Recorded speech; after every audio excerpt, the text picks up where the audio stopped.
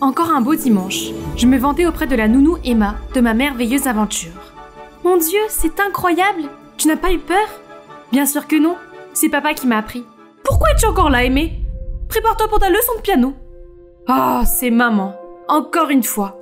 Elle s'est précipitée, m'a arraché le téléphone des mains et m'a dit « Pars maintenant ou j'efface toutes ces vidéos. » D'accord, efface-les.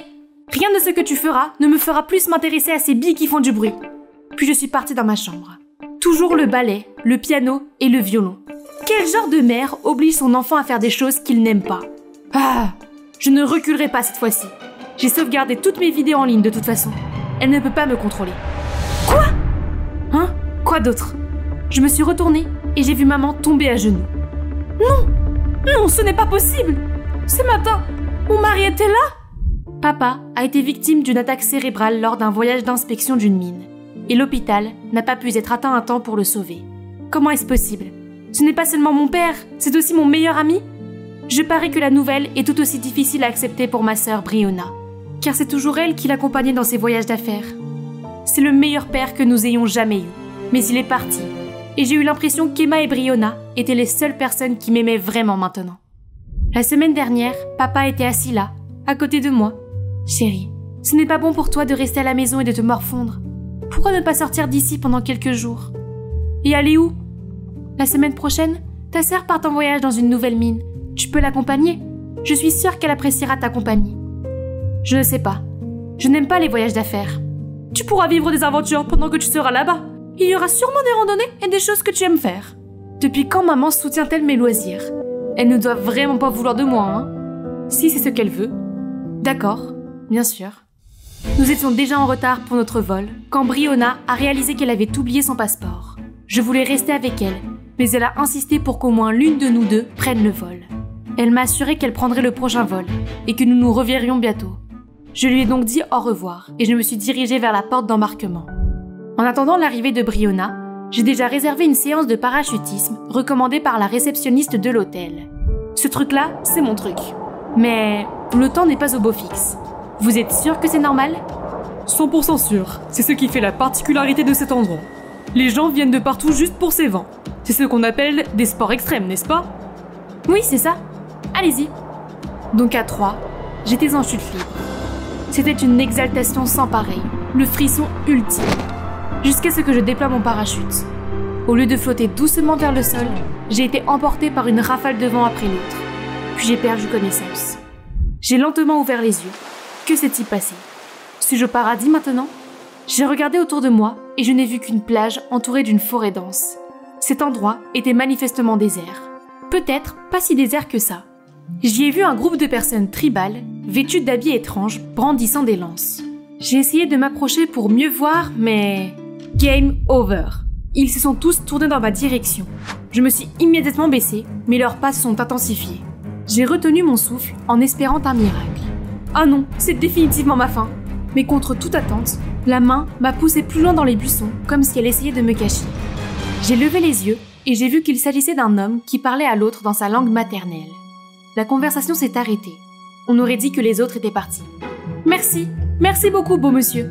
Désolée de vous avoir dérangé, je vais y aller maintenant. Je peux vous laisser partir, mais pas les autres. Ces gens sont agressifs et attaqueront tout intrus. Oh, il parle français?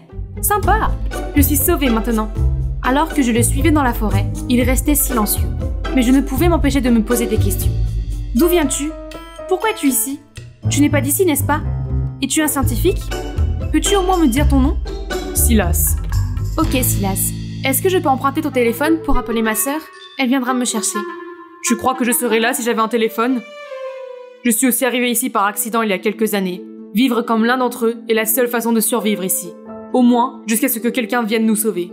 Non, non, ce n'est pas possible! Ce n'était pas une île déserte, mais j'y étais certainement abandonnée. Nous sommes arrivés à une grotte de l'autre côté de l'île, où selon Silas, les habitants ne se promènent jamais. Tu seras en sécurité ici. Je reviens tout de suite. Je n'avais pas besoin qu'il prenne soin de moi. Il est peut-être resté ici pendant des années, mais pas moi. Je m'échapperai. Ce ne serait pas si difficile de construire un radeau, n'est-ce pas? J'ai donc rassemblé quelques bûches. Tu as faim? Silas est revenu et m'a lancé quelque chose enveloppé dans des feuilles. Ah! Éloigne-moi ces bestioles dégoûtantes! Je préfère mourir de faim! C'est un délice. Tu n'as aucun goût. Reste ici. Ne fais rien de stupide. Il commence à faire nuit, alors je dois m'endormir, affamée, dans cette grotte étouffante et gluante. Il y a de la mousse sale et des insectes partout. Berk. À l'aube, je n'en pouvais plus. Je me suis levée pour continuer à travailler sur mon radeau. Tada! C'est facile. Maintenant, adieu île stupide. Mais non! Mon beau radeau s'est effondré et a coulé dès qu'il a touché l'eau. Vaincue, je m'allonge sur le sable, frustrée. Soudain, j'ai entendu un sifflement. Silas? Comment suis-je censée monter là-haut? Suis-je son animal de compagnie? Qu'est-ce qui se passe? Tu m'as fait marcher jusqu'ici. Je n'ai pas mangé depuis un jour. Alors, allons prendre un petit déjeuner. Mais va te changer d'abord. Il m'a ensuite emmené à une rivière et m'a montré comment attraper des poissons. Comment suis-je censée prendre mon petit déjeuner avec ce bâton? Regarde et apprends, princesse. Puis Silas enfonce les lances dans l'eau, encore et encore, jusqu'à ce qu'elles soient pleines de poissons. Ok, tu veux me défier? Psst, c'est facile. Seulement, ce n'est pas le cas. C'est comme si les poissons pouvaient lire dans mes pensées. Cela fait une demi-heure et toujours rien. Il y a beaucoup de poissons dans la mer, mais tu n'arrives pas à en attraper. N'attends rien de mon lot. Peu importe, je n'ai pas faim. Je n'ai pas besoin de lui. Ma sœur viendra sûrement me sortir d'ici, dans notre hélicoptère privé, bientôt. Mais Silas en rajoutait, faisant griller du poisson devant moi, jusqu'à ce que l'odeur délicieuse m'emplisse le nez. Mais je ne céderai pas à ça. C'est la meilleure solution, à moins que tu ne veuilles essayer le rat grillé ou la cigale ou... Très bien, donne-moi. Quand on s'est rencontrés, je t'ai trouvée mignonne.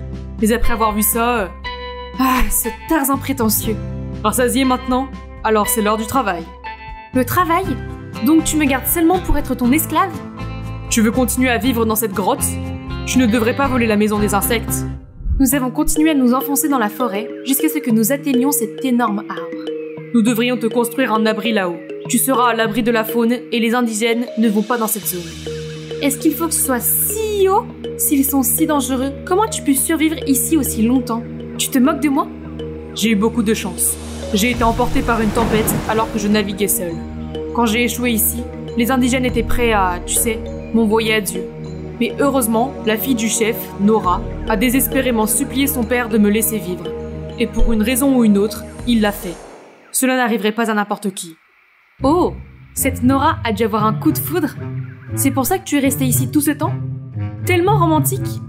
Arrête de perdre ton temps. Mettons-nous au travail. La construction d'un abri s'est avérée plus difficile que prévu. Et Silas s'est montré très autoritaire. Passe-moi la grosse branche.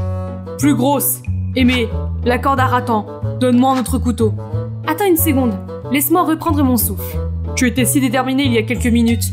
Va faire une pause. Je veux finir avant le coucher du soleil. Je suis restée assise à regarder Silas travailler pendant que la nuit tombait. Et j'ai dû m'assoupir, car lorsque je me suis réveillée, la cabane était terminée. Pour être honnête, c'est mieux que ce que j'attendais de lui. Mais où est-il? J'ai regardé autour de moi, mais je n'ai trouvé que ses gribouillis sur le sol. Reste ici. J'étais contente d'avoir mon propre abri, mais il n'y avait rien à faire pour passer le temps. Soudain, j'ai entendu un bruit qui devait venir de la tribu. J'ai suivi la direction du son, en espérant ne pas me perdre. J'ai rapidement trouvé une clairière où un groupe d'indigènes était rassemblé autour d'un grand feu de camp. Ils chantaient quelque chose, d'autres dansaient, d'autres applaudissaient. Ils avaient l'air de s'amuser, ce qui m'a donné une vague de nostalgie. Pendant un instant, j'étais tellement perdue dans leur célébration que j'avais oublié que j'étais furtif. Oh oh, pas encore. J'aurais pu essayer de courir, mais je me suis figée. Heureusement, Silas s'est avancé, disant aux autres de rester. En s'approchant, nous nous sommes regardés brièvement avant qu'il ne fasse signe aux gens que la voie était libre. Puis il m'a fait un rapide clin d'œil avant de retourner au feu. Peu de temps après mon retour à la maison, Silas est rentré aussi. Tu essaies de te faire tuer? Je ne plaisante pas quand je dis que ce sera très mauvais s'il découvre ton existence. Je suis désolée, j'ai juste peur. Et je me sens seule. Je suis toute seule et ma famille doit me chercher partout. À ma grande surprise, Silas est venu me réconforter. Tout va bien se passer. Je te soutiens. Qui? Où? Comment tu es ici? Elle ne connaissait pas beaucoup le français, mais son arme pointée sur moi suffisait à savoir qu'elle était en colère. Silas s'est immédiatement précipité pour la calmer. Je ne sais pas ce qu'il disait, mais elle est partie, non sans m'avoir jeté un dernier mauvais regard. Il s'est avéré que c'était Nora. Oh, quel soulagement! Une connaissance! Pourquoi tu ne me l'as pas dit plus tôt? Ne te réjouis pas trop vite. Nora a insisté pour que tu partes immédiatement. Oh, elle sait comment? Alors, je n'ai pas vraiment le choix de rester ou de partir d'ici, n'est-ce pas? Ne t'inquiète pas, je m'occuperai de Nora. Et il a dû le faire parce que les jours ont passé et les indigènes ne sont jamais venus me chasser. Silas a continué à me rendre visite tous les jours, m'apportant des vêtements, m'apprenant à cueillir des fruits et à monter sur des branches. Bientôt, le travail s'est transformé en jeu. Il a commencé à m'enseigner les danses tribales et le vocabulaire. Et nous avons visité les chutes d'eau et les lacs autour de l'île. C'est très amusant. J'ai eu l'impression de repartir à l'aventure avec mon père. Confiante dans ma connaissance de l'île, j'ai commencé à m'aventurer seule. Mais Silas ne m'avait pas préparé à cela. Un léopard s'est montré et s'est approché lentement de moi. J'ai essayé de rester calme et de trouver un moyen de m'échapper, même si tout mon être était en train de paniquer. Soudain, Nora a surgi de nulle part et a caressé le léopard comme s'il s'agissait de son petit chaton. Elle lui a donné un poisson, puis le chaton s'est enfui joyeusement. « Merci beaucoup. Je suis Amy, l'amie de Silas. »« Silas, à moi !»« Oui, il est tout à toi. Je le déteste tellement, je ne voudrais même pas toucher une mèche de ses cheveux. »« Silas ? Non. » Nora souffle bruyamment avant de partir. « Tiens, peut-être que je ne devrais pas le partager avec toi, puisque tu me détestes. » « Oh, arrête. Ma vie était en jeu. Ce n'est pas le moment d'avouer mes sentiments. Oups, qu'est-ce que je viens de dire ? J'ai continué à bégayer en trouvant des excuses bidons. Tu ne m'écoutes même pas, n'est-ce pas ? Tu n'as rien entendu de ce que j'ai dit. Hein ? Qu'est-ce que tu as dit ? Il a souri et est parti sans un mot de plus. Je n'ai pas pu m'empêcher de sourire devant ce bracelet ridicule. L'île n'est pas si mal que ça. J'ai la liberté dont j'ai toujours rêvé. Je me réveille avec le lever du soleil et j'ai des choses comme ça. Ça, c'est la belle vie. Un jour, le soleil était déjà couché et Silas n'était toujours pas venu. Je commençais à m'inquiéter quand il est arrivé avec Nora. Silas a dit qu'elle voulait m'apporter des vêtements. J'étais soulagée qu'elle veuille enfin faire la paix, mais son expression m'a perturbée. Quand je l'ai remerciée, elle n'a rien dit et n'a même pas souri. Nous nous sommes assis autour du feu. Silas et moi avons parlé d'une chose après l'autre. Oups, nous avons peut-être oublié Nora. Mais la barrière de la langue est vraiment importante, tu sais. Et elle est restée assise à bouder. Soudain, elle s'est levée, provoquant des éclaboussures de charbon chaud sur moi. Silas m'a aidé à me nettoyer les mains, tandis que Nora partait en trombe. Est-ce qu'elle va bien ? Tu devrais peut-être aller la suivre.